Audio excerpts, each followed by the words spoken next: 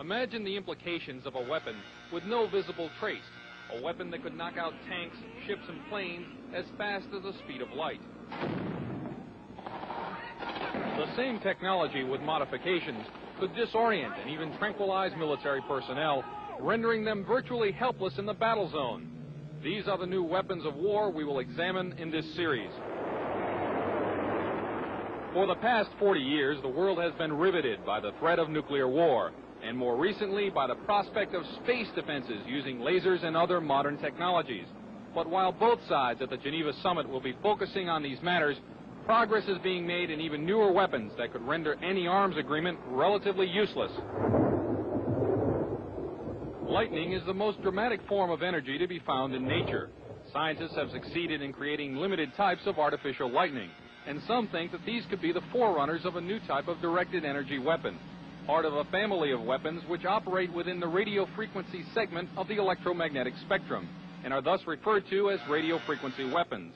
Dr. James Frazier has researched electromagnetic effects for the Air Force for over 10 years, and he, like a small but growing number of weapons experts, feels that radio frequency, or RF weapons, could be the wild card in the ongoing arms race. You could have tremendous amounts of radiative power, and what you did with that power then is a matter of engineering design and what your goal is.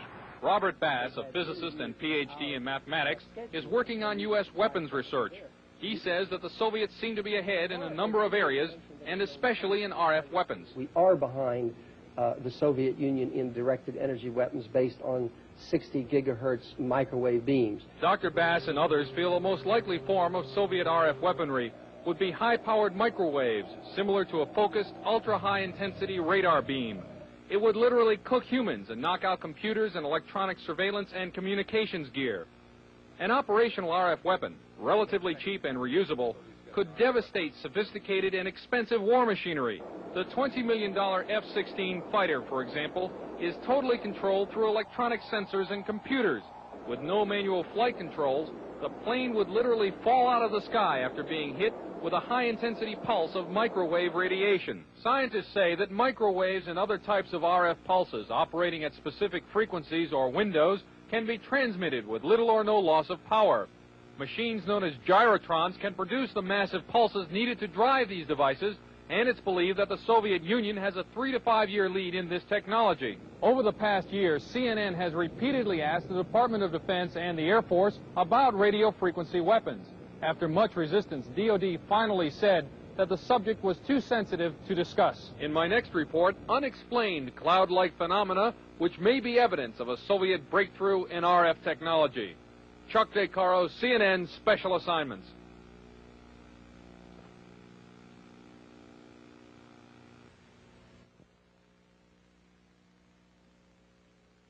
Brainstorm was a science fiction movie about a device which electronically injected thoughts into the human mind. In this scene, the mind control machine projects images into the brain of the chief scientist through an electrode headset. The scientist then finds himself experiencing the thoughts of a wild truck ride.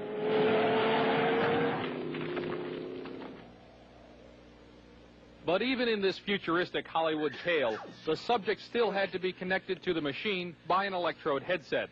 That's remarkable. But not as remarkable as a real-life experiment where I was the subject of a prototype device designed to project images into the mind without electrodes.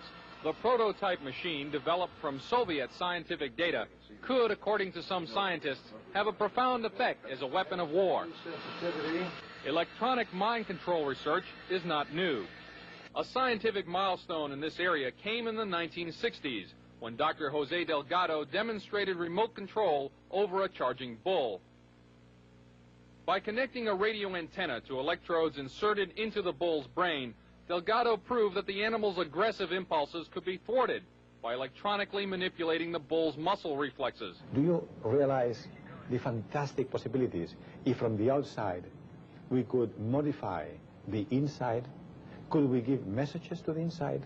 But the beauty is that now we are not using electrodes. In recent years, Delgado has shown that the behavior of monkeys can be altered using low-power, pulsating magnetic fields. But in these experiments, there were no antenna implants. Any function in the brain, emotions, intellect, personality, well, could be perhaps modified by this non-invasive technology. Delgado's research has so far been limited to animals. But in the Soviet Union, a radio frequency, or RF device, has been used for over 30 years to manipulate the moods of mental patients. It's called a LIDA machine. It radiates pulses of radio frequency energy, as well as light, sound, and heat. The pulse rate is in the extremely low frequency range, between 0 and 100 pulses per second. Dr. Ross Adey is the top researcher at the Veterans Administration Hospital in Loma Linda, California. He has been investigating the effects of the LIDA machine. Now, what do the Soviets use this machine for? Well, they don't use it anymore. We should be very clear that this is a machine which is regarded by them as somewhat obsolete technologically. This scientist, who did not want his identity revealed, is employed by the U.S. government and has done secret RF weapons research. He believes that tests done with the LIDA and similar machines prove that humans are susceptible to remote alterations of mood and awareness. Certain kinds of weak electromagnetic signals work exactly like drugs. And so the promise is that anything you can do with drugs, you could do with the right electromagnetic signals. Apparently, there are specific sites involved, specific functions involved. It's a matter of matching up, just like it is with a pill or a drug, to cause and effect. You could have a cause and effect relationship between a magnetic field and a biological function. CNN enlisted the help of noted physicist Dr. Elizabeth Rauscher and electrical engineer Bill Van Bice to build and test an RF mine interference machine from data found in Soviet scientific literature. The machine itself was inexpensive and easy to construct, using parts from a consumer electronics store. It emits a weak magnetic field, pulsed at extremely low frequency. As the subject of the test, I was blindfolded, and my ears were blocked to prevent inadvertent clues as to what was happening. A magnetic probe was placed about 18 inches from my head. As the experiment began, 2 signal generators produced waveform patterns that were transmitted by the magnetic probe at about 1/1000th of the Earth's natural magnetic field strength. Describe anything that you see, if any. In the control room, Van Bice varied the waveforms being generated. In another room, I could see waveforms changing shape in my mind. Parabola just went by? Parabola just went by. Oh, yeah, I did. I just flipped the switch. Parabola? Uh-huh. All right. Well, let's see. Let's check this out. That's what happened. I flipped the switch. Okay. There's a spike right there. Spike. Right there. Tight spike. I dramatically changed the generator. I stepped it by 10 right here. And the intermix from the 2 generators was right where you said that you saw a spike. Van Bice says that when I failed to see any change, it was because he had not set the proper frequency and power levels. Later, I asked Van Bice what a weapon using this technology could do. Induce basically what would be considered hallucinations in people, direct them to do things against their so-called better judgment. How easy would it be to assemble a weapon from existing off-the-shelf parts? In 3 weeks, I could put together a weapon that would take care of a whole town. We showed the results of our test to Dr. Robert Becker, a 2-time Nobel nominee for his work in the biological effects of electromagnetism. This is a very significant experiment because it carries our understanding of how vision is actually performed a step further into the mystery. He said he thought the machine caused a disturbance in the brain's interpretation of vision, and as such could be used as a weapon. That kind of a disturbance in the visual system could markedly influence the operations of a fighter pilot, a helicopter pilot, or even a simple an aberration in the visual field as making everyone seeing double, or everyone having their visual field jitter like a poorly adjusted television screen. The effect of that upon the efficiency with which an Army, an Air Force, or a Navy would operate would be catastrophic. More about RF weapons in my next report. Chuck DeCaro, CNN, Special Assignments. Described as Radio Shack parts that anybody can build, done in a laboratory.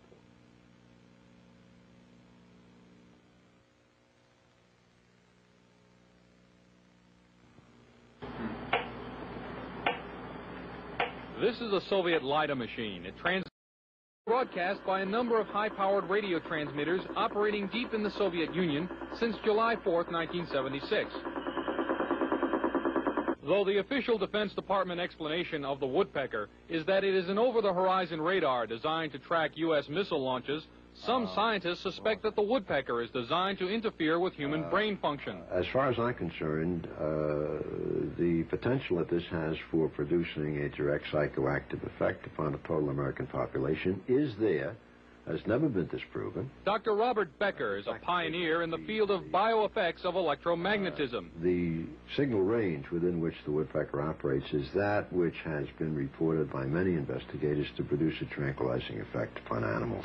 We are just incredibly sensitive to these magnetic stimuli. Dr. Bob Beck, a Ph.D. in nuclear engineering, has done extensive research into electromagnetic effects on humans. The signal was permeating power grids in the United States. It was being picked up by power lines, re-radiated. It was coming into the homes on the light circuits. I was surprised after coming here that the influence of electromagnetic fields was almost completely ignored here. Dr. Larissa Valenskaya was heavily involved in Soviet electromagnetic research before being allowed to emigrate to the United States. She told CNN about Soviet research in electromagnetic effects. They demonstrated theoretically and also demonstrated experimentally that low frequency, low energy electromagnetic fields also can possess biological efficiency because any field not only carries energy but also carries information.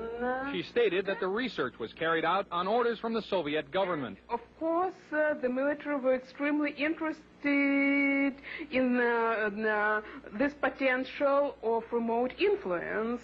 Is the United States military working in the field of electronic mind control? Officially, the Department of Defense will not comment because the subject area is, quote, too sensitive. But CNN has learned from this government scientist, who did not want to be identified, that a Navy laboratory conducted research into the use of an RF device for counterterrorism and special operations.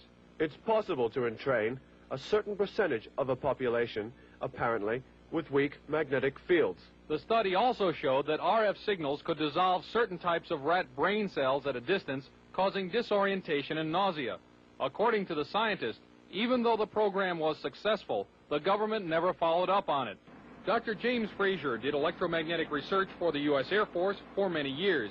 At one time, he proposed a battlefield RF weapon system. You could make an antenna that would be carryable by a helicopter, and that this could be expected to produce a wide variety of symptoms, actually, by humans who happen to be standing in the beam. According to Dr. Fraser, the Air Force never followed up.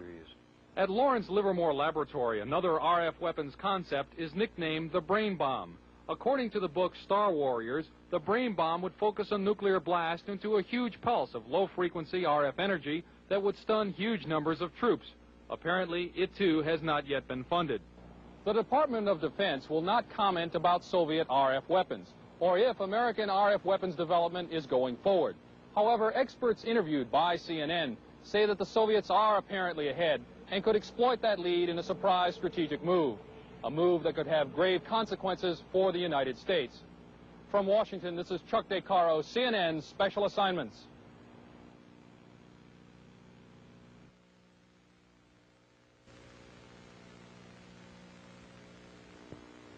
This is a Tesla coil. It was invented some 90 years ago, but now a growing number of experts in the United States feel that it may form the basis of a new generation of Soviet weapons. They are known as radio frequency, or RF weapons, because they operate in the radio frequency spectrum. Their existence is noted in this U.S. Department of Defense publication, which says the Soviets could use them to destroy components of missiles, to interfere with radar and other electronic systems, and even to alter human mind functions. The concept of RF weaponry was predicted at the turn of the century by Nikola Tesla, an American who had emigrated from Yugoslavia. He is best remembered as the man who invented alternating current electricity. In 1899, Tesla built this giant coil which produced 10 million volts of artificial lightning. From it, he theorized the possibility of death rays. This and many other of his ideas about the physics of electricity were ridiculed by the scientific establishment. Pure science is not a sure thing. You can't predict what's going to work out and what's not going to work out. Robert Golka, a research scientist, built a replica of the Tesla coil about 80 years later. Golka was trying to produce a phenomenon known as ball lightning. He also used the Tesla coil to conduct testing for the U.S. Air Force. What I was doing was setting in maybe 5-foot-long models of advanced fighter aircraft, and we would want to try to find out which part of the airplane was more vulnerable to lightning strikes, whether it was the wingtip or the canard where the pilot sat. These experiments could also demonstrate the effect of the electromagnetic pulse of a nuclear blast, and Golka says the effect of RF weapons as well. Golka thinks that Tesla's theory that electromagnetic power could be transmitted through the Earth and its atmosphere without wires is a key element in the Soviet Union's work on RF weapons. Tesla's novel weapons theories were generally ignored in the United States. Nikola Tesla died in 1943, and after the Second World War, all his papers and effects were shipped to his native Yugoslavia, where they were enshrined in a museum. Some say that that museum proved to be a gold mine for Soviet weapons scientists. We haven't even formally, so far as I know, to ourselves admitted that these weapons exist in the hands of the Soviet Union. Weapons analyst Tom Bearden, a retired U.S. Army lieutenant colonel, is among a small group of scientists and engineers who believe that the Soviets have perfected Tesla's ideas and are developing radio frequency weapons on a scale unimagined in this country. There have been a series of tests of these kinds of weapons, apparently, for a number of years. For example, airliners from Iran, before the fall of the Shah, saw deep within the Soviet Union very large, glowing spherical balls of light, which started out small and then expanded to very large size, which are apparently these kinds of weapons for use in an anti-ballistic missile defense role. Bearden believes that these satellite photographs are of mysterious non-nuclear explosions near an uninhabited island in the East Siberian Sea, and that they are discharges from an RF weapon that uses intersecting energy beams called scalars. In doing so, you can create, for example, either an electromagnetic explosion at a distance, or you can create an electromagnetic implosion at a distance, the extraction of energy from a distant point. This would look like a cold explosion, so to speak. And I believe the thing on April the 9th, 1984, off the coast of Japan, that involved several 747 jet airliners, I believe that incident was a test of a cold explosion weapons. At least it met all the characteristics. Pilot Doug Happ was in one of the 5 airline crews that saw an incredibly large cloud rising from the moonlit overcast below. It looked like a plate coming up through an overcast, but it just kept expanding, and as it got higher, it was apparent that you could see right through the middle of it, so it looked like a big smoke ring. At the time that we first noticed this cloud, we weren't sure what to do, and we took no evasive action because we didn't know which way to go. And I think eventually we either ran through it or it completely engulfed us. Happ says when his flight reached Anchorage, Alaska, it was checked for radioactive contamination. None was found. Dr. James Fraser has done extensive research in electromagnetic effects for the U.S. Air Force. It could be due to a strong electromagnetic beam, but we don't know that. They can also be caused by chance thermal gradients. We've had for several years studies of clear air turbulence, for instance, which have produced this kind of a disruption. The people who cited those are experienced pilots and should have been familiar with that kind of event, and this apparently was something outside their experience. There have been a number of times when Soviet technological surprise has upset the strategic balance. In 1948, the Soviets detonated an A-bomb years before it was thought possible. In 1957, the Soviets stunned the world by launching Sputnik 1, the world's first artificial satellite. And in 1976, the Soviets were discovered to have been embarked upon a program to build particle beam weapons, a discovery which led, 5 years later, to America's Star Wars program. In each case, the United States was able to regain the balance. But this time, with radio frequency weapons, some scientists feel that the Soviet lead may be permanent. In my next report, how radio frequency devices can be used as weapons against the human mind. Chuck DeCaro, CNN, on special assignment.